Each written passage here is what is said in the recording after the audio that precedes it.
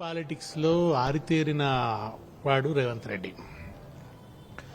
2 ఏళ్ల పరిపాలన చూస్తే ఒక రిమార్కబుల్ డెవలప్మెంట్ అంటూ ఏమీ లేదు. ఒక కన్స్ట్రక్టివ్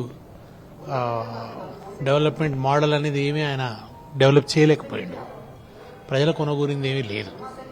కనుక నిరంతరం ఆయన చేస్తుంది అంటే దృష్టి మళ్లించాలి. దానికోసం ఇప్పుడు ఆయన కొత్తగా వేస్తున్న ఎత్తుగడ వ్యవస్థీకరణ అని చెప్పి, నిజానికి అది ఎక్కడి నుంచి డిమాండ్ రాలేదు, ఏ ప్రజలు కోరలేదు, ఎవరు రోడ్ల మీదకి రాలేదు, ఇది కావాలని చెప్పి అడగలేదు. నిజానికి ఇప్పుడు ఈ జిల్లాల పునర్వ్యవస్థీకరణ అనేది కొత్త సమస్యలకు దారితీస్తుంది.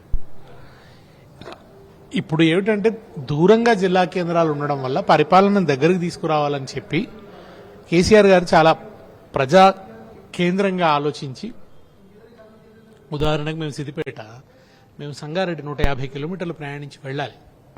దాని బదులుగా సిద్దిపేట జిల్లా చేయటం వల్ల ఇప్పుడు ఆ ప్రాంతం అందరికీ కూడా సిద్దిపేట జిల్లా కేంద్రం చాలా దగ్గరైంది.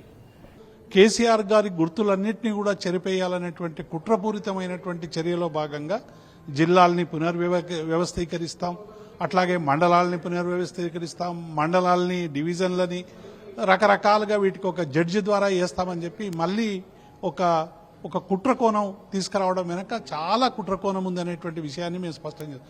ఒకటి, ఇవాళ ప్రజల్ని పరిపాలనకు దూరం చేయడం, అంటే ఇప్పటికే పరిపాలన దగ్గరగా అనుభవిస్తున్నటువంటి అనేక మంది జిల్లా ప్రజలకి పరిపాలన దూరం చేయడం, మండలాలు రద్దు చేయడం కానీ, డివిజన్లు రద్దు చేయడం కానీ, లేకుంటే రేపు జిల్లాలు తక్కువ చేయడం కానీ, వీటి వల్ల పరిపాలనకు సంబంధించినటువంటి అనేక సమస్యలు వస్తాయి. అట్లాగే ఉద్యోగుల సంఖ్య గణనీయంగా తగ్గేటువంటి అవకాశం ఉంది. ఇంకొక పెను ప్రమాదం కూడా ఉందంటే, అసలు 2 లక్షల ఉద్యోగాలు ఇస్తామని అధికారంలోకి వచ్చినటువంటి కాంగ్రెస్ పార్టీ నిరుద్యోగుల నోట్లో మట్టి కొట్టడానికి ఈ జిల్లాల పునర్వ్యవస్థీకరణ నాటకం ఆడుతున్నదనేటువంటి విషయాన్ని కూడా మేము స్పష్టం చేస్తా ఉన్నాం. ఎందుకంటే ఒకవేళ జిల్లాల పునర్వ్యవస్థీకరిస్తే, జిల్లాలు మారిస్తే మళ్ళీ ప్రెసిడెన్షియల్ ఆర్డర్ మార్చాల్సినటువంటి అవసరం ఉంది. జోన్లో మార్పులు వచ్చేటువంటి అవకాశం ఉంది. ఉదాహరణకి హుస్నాబాద్ ఇప్పుడు సిద్దిపేట జిల్లాలో ఉంది, రేపు కరీంనగర్ జిల్లాలో కలిపేటువంటి అవకాశం ఉంది. ఇట్లా అనేక జిల్లాల్లో కూడా బౌండరీలు మారినటువంటి నేపథ్యంలో మళ్ళీ జోన్ మారేటువంటి అవకాశం ఉంది. అట్లాగే అనేక సమస్యలు కూడా ఎదురయ్యేటువంటి అవకాశం ఉంది. దీనివల్ల నిరుద్యోగులకు అందరికి కూడా నోటిఫికేషన్లు వచ్చేటువంటి అవకాశమే లేదు. కేసీఆర్ గారి యొక్క పరిపాలనా సంస్కరణలు కానీ, ఆయన ప్రయోగాత్మకంగా పట్టుకొచ్చినటువంటి ఒక నూతన విధి విధానాలు కానీ, అడ్మినిస్ట్రేటివ్ రిఫార్మ్స్ కానీ ఇవేవి ఉండకూడదు అని చెప్పని రేవంత్ రెడ్డి గారు కుట్రపూరితంగా మళ్ళా జిల్లాల పునర్వ్యవస్థీకరణ అని చెప్పని ఒక కొత్త డ్రామాను మొదలు పెడతా ఉన్నాడు.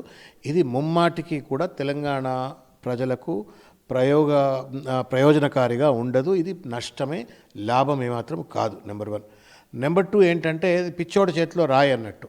ఇవాళ రేవంత్ రెడ్డి గారు, కేసీఆర్ గారు మీరు అన్నట్టుగా ఇంతకుముందు ప్రజల వద్దకు పాలన వెళ్ళాలని చెప్పని, ప్రజలందరికీ జిల్లా కలెక్టర్లు, జిల్లా యంత్రాంగం అంతా కూడా అందుబాటులో ఉండాలని చెప్పని ఆయన కొత్తగా వచ్చిన రాష్ట్రంలో 33 జిల్లాలుగా వారు తీర్చిదిద్దినారు. ప్రతి జిల్లా హెడ్ క్వార్టర్లో ఒక ఎస్పీ కార్యాలయాన్ని, ఒక కలెక్టర్ కార్యాలయాన్ని, తర్వాత జిల్లా ఆఫీస్ కార్యాలయాలు, హాస్పిటళ్ళు, అన్ని రకాల ఇన్ఫ్రాస్ట్రక్చర్ అంతా తయారు చేసి ఒక్కొక్క జిల్లా కేంద్రం ఒక అభివృద్ధి కేంద్రంగా తీర్చిదిద్ది ఒక విత్తనం పెట్టి వెళ్ళిపోయినారు.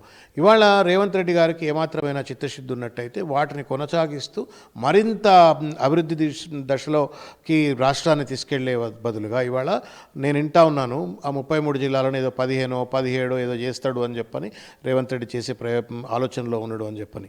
ఇది పిచ్చోడి చేతిలో రాయిగా మాత్రమే భావించవలసిన పరిస్థితి వస్తుంది. దీనివల్ల వచ్చేటువంటి ఒక పరిణామక్రమం గురించి రేవంత్ రెడ్డి ఆలోచించలేదా, లేదు కుట్రపూరితంగా చేస్తుండా, తప్పనిసరిగా దీనిపైన లోతైనటువంటి ఒక చర్చ జరగవాలా, ప్రజలు తప్పనిసరిగా ఆలోచించాలని చెప్పి నేను కోరుతా ఉన్నాను.